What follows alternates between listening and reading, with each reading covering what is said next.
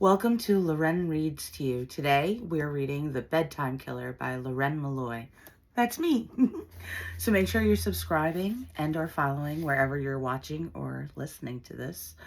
And if you haven't heard any of this book before, maybe you want to pause this, save it, and come back to it because we're up to chapter 19. So it's up to you. But if you're ready, get comfy, get cozy, and let's get into chapter 19.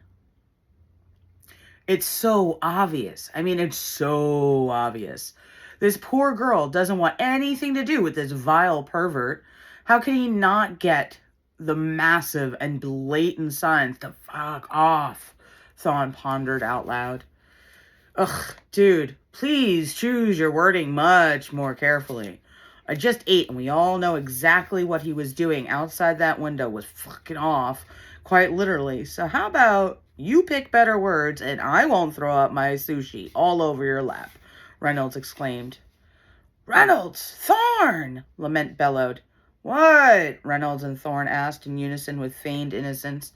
I don't need that visual. Nobody does, Lament exclaimed, rubbing his forehead in ignorance. I just ate too, and I don't need any of those or these images ever.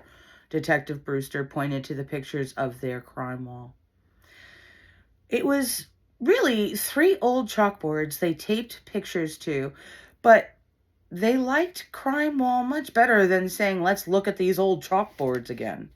The officers looked somberly at their crime wall. All 3 boards were covered in victims' DMV photos, as well as their crime scene pictures. How could someone go so wrong? Detective Lament asked, sickened by what they had looked at. Look at what he does to them, Reynolds exclaims. I get why he's called the Bedtime Killer. It's sick. Look at them all. Each one looks like they're tucked into bed just after hearing a scary bedtime story. The shocked look stuck on their faces. How can he be able to do such horrific things? Brewster asked, disgusted. Better question. How does one go from watching women to killing them? With most peeping-tom cases, they don't actually kill. They watch. It takes something pretty big to cause such a snap, Reynolds said. Right. There's always some trigger that makes them kill. A loss of a job, a breakup, something. Thorne counted the reasons off on his fingers as he spoke. Thorne held his pointer finger up in the air. His eyes looked brighter. It was obvious an idea had occurred to him. Sometimes it's something we don't think of, like word choices, Thorne said. Yes, exactly. That might quite possibly have been this guy's trigger. We know from the case of Betsy Clemens there was a marble egg shattered with blood spatter on it from an unknown male, which must be the killer. Maybe her fighting back or the killer getting hit and having pain and blood being drawn triggered him. I would probably curse at him if someone had broken into my home and was standing in front of me. I can imagine her calling him some awful names, Reynolds supposed. Yes, the combination of the pain, blood being drawn, and the negative words might have been the trifecta that made the man snap. Brewster nodded as he said it. That's very possibly what happened. Think about it. The guy believes Betsy is his girlfriend who loves him, right? Then suddenly the woman who loves him hurts him and rejects him. If the man was already unstable as he obviously was, considering all the peeping-tom cases there are for each of his murder victims, it might be all the reaction he needed to be pushed completely over the edge into the psychotic break. Reynolds said, Right, that could be it. Peeping-toms create fantasies of being loved or in relationships with their targets. If the woman he believed loved him hurt him while he tried to make advances, that might be a major trigger. Just think about how the ivy being put up with the Winthrop case caused him to poison all the living things on the land.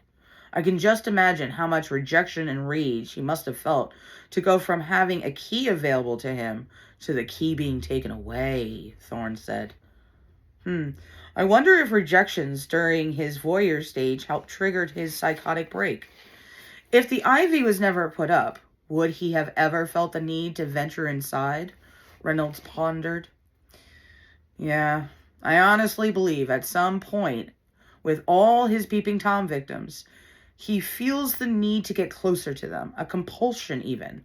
Most of the time, disorders like this go through phases. He could be completely fine with just looking through a fence for many, many years, and then suddenly, one day, something inside the person switches to the next stage. If you think of a killer like a bug, each stage a bug goes through, larva, pupa, etc. Each one is different, but it is phased in slowly, not usually immediately visible to the eye until, like with a caterpillar in a cocoon, it suddenly just springs from its shell and it's a completely different entity entirely. It really is a stage killers go through. Most rapists and killers have a voyeuristic phase. They have to watch and learn about their prey. They need to know their victims so they can mold them into their signature way of killing them, Thorne explained. Well, now that we have all been re-educated by our own beloved Thorne on our side, Reynolds said jokingly. Everyone chuckled and Thorne rolled his eyes. What are we gonna do? Anyway, with the Clemens case, rejection and pain in that one singular moment definitely could have had done it. Brewster agreed. Okay, so guys, we got to get back to this timeline for the Winthrops.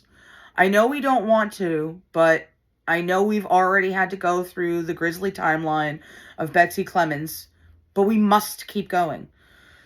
Right, so first the ivy, then the panties on the bed, then what Lament said, Reynolds asked. Well, after Mandy the maid got the cops involved, the victim's father hired security to watch the house. I should mention it was private security, not police force assigned, because the security guard never noticed the man break into the house. It wasn't until the police arrived on the scene that the guard even woke up. He claims no one got by him, but the maid found a large poisonous snake in her bed. The live snake was laying on the fitted sheet, and written with her own lipstick were the words, "Snake kills rat." The worst was her bathroom. The walk-in shower was filled with the same kind of snake as in the bed. It was all eastern diamondback rattlesnakes, Lament said. Holy shit! Those are the most deadly poisonous snakes in Georgia, Detective Reynolds exclaimed in horror. The rest of the detectives just looked at him. What? My nephew takes Boy Scouts. I help him study for his badges. One of them was snakes to look out for in Georgia. See, Thorne, I know shit too, Reynolds exclaimed with a smile and a smirk. Well, moving on. There was also blood all over the bedroom and bathroom. When tested, it turns out to be rat's blood. There were dead rats on the floor, in the sink, and even the toilet. Still, there were more rat's blood than rats' bodies, so he had to have brought a container of it as well as the rest. Miss Winthrop wasn't forgotten. Her bedroom mirror had a message. Together forever, my lady. Her underwear drawer was open. Some of her panties were on the floor, crumpled and soiled by him. Her bed was also soiled in the same way this time he used her nightie and her pillow. Lament read from the report.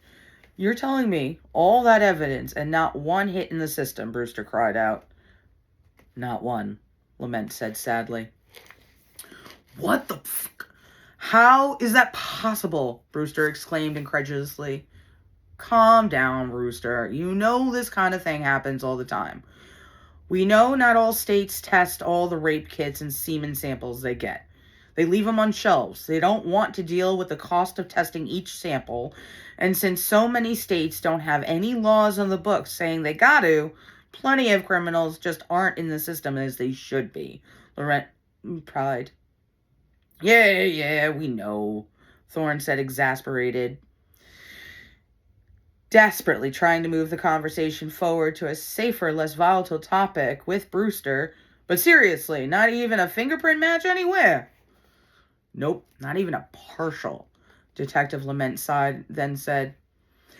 It's actually how we know the peeping-tom and this bedtime killer are one and the same. Prints are found at each scene as well as DNA evidence were found to match each other, but no hits anywhere in the system. As far as we know, you mean? Considering his prints and DNA could be in literally hundreds of thousands of boxes on some shelf somewhere and still not been yet tested, Brewster blasted while throwing his pen down. All right, Brewster, don't start on that same train again.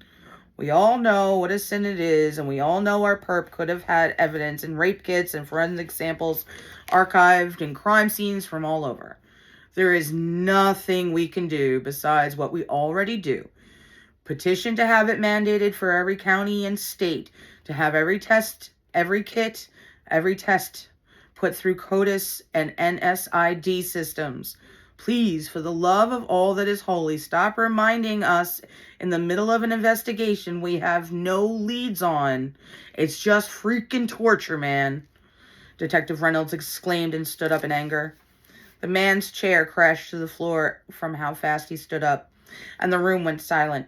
Every fucking case, this guy's gotta remind us of something we can't change by ourselves. How is that helping this case? Reynolds questioned, blasting throughout the room as he stormed off. It was obvious he needed air to calm down. The rest of the officers stared at Brewster in frustration. He's right, man. Every case you pull this shit, in every case we tell you to stop fucking telling us that shit. You know how sore a subject that is for him. It's why he even joined the force. His family is still trying to find out who raped his sister. And it's because of how many kits aren't tested that makes him believe it's the only reason they still haven't found the guy, Thorne said, staring at him.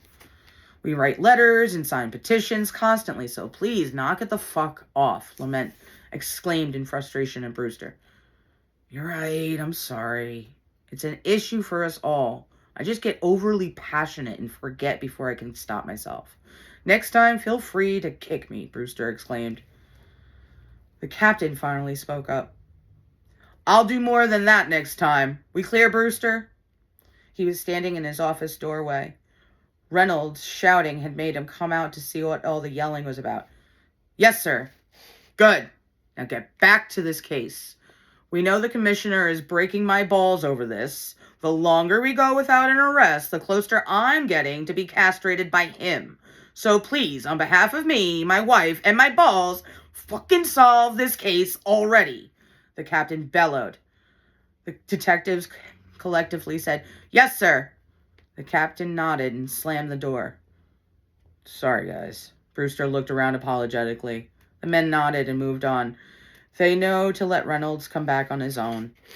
The detectives then stared at their crime wall. The 3 old chalkboards stood holding the horrors of the bedtime killer on it. The men believed if they somehow stared at it long and hard, enough clues would soon emerge. After 2 hours of staring at each picture on the board, they all decided to go back to the files again to discover some pattern or even how he's choosing his victims. That was Chapter 19 from The Bedtime Killer by Loren Malloy. That's me. Now, if you're enjoying this book, make sure you get it for yourself through Amazon for paperback or Kindle. Make sure you're subscribing or following wherever you're watching or listening to this.